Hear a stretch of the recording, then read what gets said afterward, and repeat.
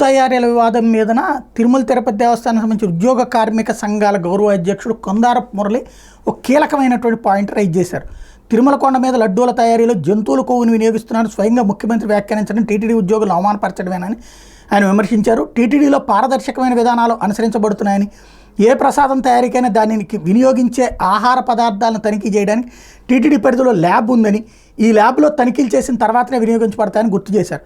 Central food technology research institute CFTRI Mysore పరిధిలో ఆహార పదార్థాలను తనిఖీ చేస్తారని గుర్తు చేశారు. ఇది కేంద్ర ప్రభుత్వ పర్యవేక్షణలో నడబడుతుందని చెప్పారు. విశ్రాంతి శాస్త్రవేత్త మరో 12 మంది నిపుణులైన ఉద్యోగుల పర్యవేక్షణలో ఈ తనిఖీ జరుగుతుందని, ఈ తనిఖీ పర్యవేక్షణ టీటీడీ నుంచి రోజుకు ఒక బృందం చొప్పున ప్రతిరోజు సర్టిఫై చేసిన తర్వాతనే ప్రసాదాలను వినియోగించే ఆహార పదార్థాలను స్వీకరిస్తారని తెలిపారు.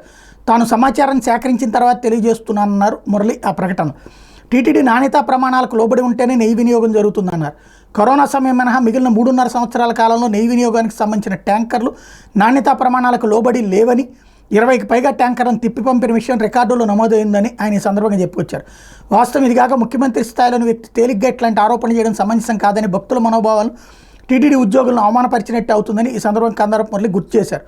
తిరుమల తిరుపతి దేవస్థానం నిధుల వినియోగానికి సంబంధించిన అక్రమ వ్యవహారాలకు సంబంధించి తప్పులుంటే బాధ్యులను కఠినంగా శిక్షించడానికి ఎవరికి అభ్యంతరం లేదని, తన ప్రత్యర్థులు దెబ్బతీయాలని పేరుతో ముఖ్యమంత్రి చంద్రబాబు నాయుడు ఎంపిక చేసుకున్న మార్గం సరైనది కాదని, ఇది భక్తుల మనోభావాలు ఉద్యోగుల మనోభావాలను దెబ్బతీసిందని ముఖ్యమంత్రి గుర్తించాలని మురళి విజ్ఞప్తి చేశారు. అయితే ఇక్కడే పాయింట్ ఏంటంటే, ఆయన కమ్యూనిస్టు అయినా కూడా ఈ పాయింట్ రైజ్ చేశారు. అసలు ఇష్యూ వల్ల మరి ల్యాబ్ ఉండగా ఆ ల్యాబ్లో టెస్ట్ చేయకుండా ఎందుకు జరిగింది, ఆ ల్యాబ్ వాళ్ళు ఎంతకాలం మరి ఎలా చూస్తూ ఊరుకున్నారు, ఒకవేళ ఇట్లాంటిది ఉంటే అన్నటువంటిది ఇప్పుడు తేలాల్సిన అంశం.